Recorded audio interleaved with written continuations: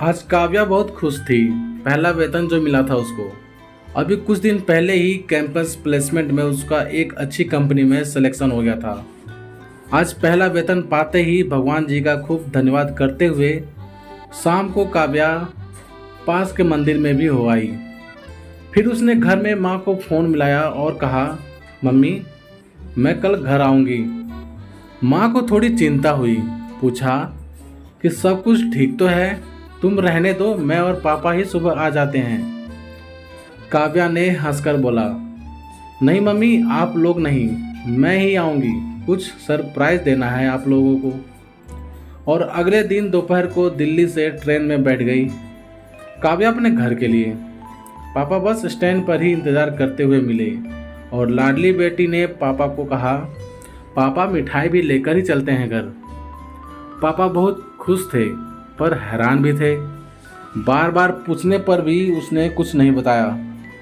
पर पहुंचकर काव्या ने मिठाई अपनी माँ को दिया और बोला, मम्मी मुझे आज मेरा पहला वेतन मिला है। मैं शुरू से अपना पहला वेतन आप लोगों को ही देना चाहती थी, पर मुझे माफ़ करना, ये पहला वेतन मैं आपको पूरा नहीं दे सकती। मैंने कुछ पैसे इसमें से ले लिए हैं और बाकी ये आपके और पापा के लिए हैं। ऐसा कहते हुए उसने अपने नाम वाला छोटा सा पैकेट मम्मी के आगे कर दिया। माँ की आंखों में खुशी के आंसू थे और पापा के चेहरे पर गर्व साफ दिखाई दे रहा था। पापा ने कहा, बेटा ये तेरी मेहनत की पहली कमाई है, इसे तू ही रख और खूब मजा कर। लेकिन काव्या कहाँ मानने वाली थी। बोली, पापा अपनी पॉकेट मनी तो मैं हमेशा आपसे ही लूँगी, आपको उससे छुट्टी नहीं मिल सकती। और सब जोर से हंस पड़े। अब काव्या ने अपनी मम्मी से बोला, मम्मी मुझे ललिता बुआ से मिलना है अभी।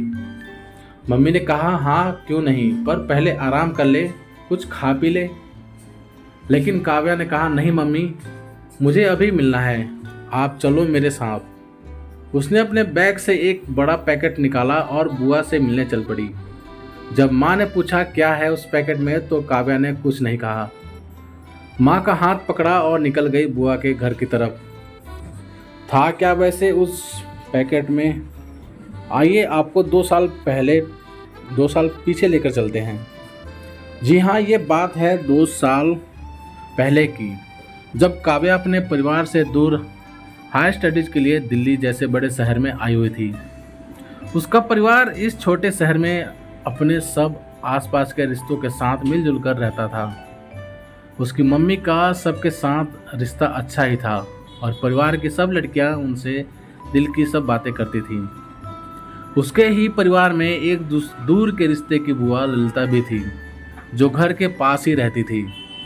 उम्र भी कुछ ज़्यादा नहीं, बस 31 के लगभग होगी।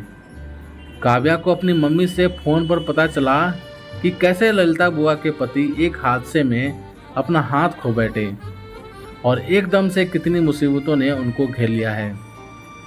मम्मी ने बताया कि परिवार के सब लोग जितना भी संभव हो उनकी सहायता कर रहे हैं। काव्या का मन बहुत दुख हुआ। उसकी आंखों के सामने ललिता बुआ का सुंदर सा चेहरा घूमने लगा। फिर दिन बीतते रहे और अब वो भी अपने काम में मस्त हो गई। कुछ समय के बाद परिवार में एक कजिन का विवाह तय हो गया और काव्या भी हॉस्पिटल से आ गई कि इस बहाने सबसे मिलना जुलना हो जाएगा।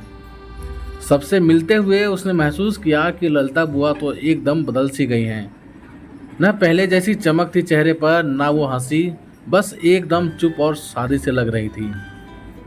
मम्मी से पता चला कि उनके पति तो अब कोई काम नहीं कर पाते और बस वो कपड़े सिलाई करके अपने परिवार का गुजारा कर रही हैं। काव्या दुखी तो थी, फिर भी उसने प्यार से मनुहार करते हुए बुआ से पूछा, बुआ आप क्या पहनोगी शादी में? तो बुआ बोली, कुछ भी पहन लूँगी बेटा। लेकिन काव्या पीछे ही पड़ गई। तो बुआ ने कहा कि अब नया तो कुछ नहीं है, पर पुरानी साड़ियाँ पड़ी हैं। और बस बैठ गई दोनों साड़ियाँ देखने। काव्या ने एक सुंदर सी गुलाबी रंग की सितारों वाली साड़ी उठाई और कहा, बस बुआ आप यही पहनो और आज आपका मेकअप मैं ही करूँगी। वो शायद बुआ को बहुत खुश करना चाहती थी। बुआ ने हंसकर कहा, अरे ये तो मेरी शादी की साड़ी है। मुझे और तुम्हारे फूफा जी दोनों को बहुत पसंद थी। मैंने तो कभी पहनी भी नहीं कि कहीं खराब ना हो जाए। फिर क्या था, काव्या को तो अब बुआ को यही साड़ी पहनते देखना था, तो अड़ गई जिद पर और बुआ मान भी गई। शादी के दिन उसने बुआ से कहा, लाओ बुआ, मैं साड़ी के क्रीज निकाल देती हूँ, प्रेस कर देती हूँ। बुआ ने भी देखा कि बच्ची कितनी शौक से बुआ को तैयार करने में लगी है। इधर बुआ और तैयारी करने लगी और उधर काव्या साड़ी को इस्त्री। और बस तभी प्रेस ज़्यादा गर्म होने के कारण साड़ी से चिपक गई। साड़ी जल गई। पूरी प्रेस के साइज का छेद हो गया था। काव्या के मुंह से कोई शब्द नहीं निकले, बस आंसू निकलने शुरू हो गए। अपराध बोध बहुत गहरे तक महसूस किया उसने। लेकिन जैसे ही बुआ ने देखा, उनके चेहरे पर कुछ रंग आए और गए। लेकिन आज भी उन्होंने बड़े दिल रख कर कहा, कोई बात नहीं बेटा, बस चुपचाप इसको तह लगाकर रख देते हैं। तेरे फूफा और मम्मी को कुछ नहीं बताएंगे। काव्या रोती रही, बुआ को सॉरी बोलती रही। बुआ ने प्यार से बच्ची को गले लगाया और कहा, ये तो मुझसे भी जल सकती थी। ये तो देख, तूने दोबारा से मेरे मन में सब शौक पैदा कर दिए। चल कोई और साड़ी पसंद कर और मेरा बढ़िया सा मेकअप कर दे।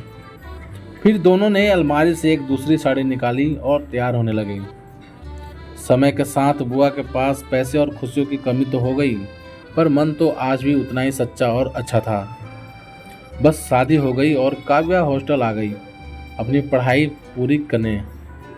और आज जब काव्या के हाथ में उसका पहला वेतन था, तो उससे अपनी बुआ की आंखों में वो ही खुशी देखनी थी जो 2 साल पहले उसने देखी थी। उसने अपने पहले वेतन से सबसे पहले ललिता बुआ के लिए एक गुलाबी सितारों वाली साड़ी ली और उसे पैक करवा ले गई। बुआ से गले लगकर उसने कहा, बुआ, इसमें आपके लिए कुछ है। इससे मेरी तरफ से नुकसान की भरपाई मत समझना। ये मेरा धन्यवाद है आपको उस प्यार और विश्वास के लिए जो आपने उस दिन मुझे दिखाया। आपने मेरी गलती को ऐसे ही सबसे छिपा लिया जैसे कि मम्मी छिपा लेती है। आज मैं पहले वेतन से आप दोनों के लिए कुछ लाई हूँ। प्लीज़ इसे सब प्रेम भेंट समझ लें और पहनकर दिखाएं कि कैसी लग रही हैं। ललिता बुआ ने पहले थोड़ी झिझक महसूस की, लेकिन फिर बहुत सारे आशीर्वाद के साथ साड़ी का पैकेट लेकर अपने माथे से लगा लिया। तो प्यारे दोस्तों, आप सभी को ये कहानी कैसी लगी प्लीज़ कमेंट करके हमें ज़रूर बताना। और ऐसे ही अच्छी और सुंदर कहानियों के लिए हमारे चैनल को सब्सक्राइब भी ज़रूर कर देना। तो चलिए दोस्तों, मिलते हैं आप सभी से एक और नई कहानी के साथ। तब तक के लिए जय हिंद, वंदे मातरम।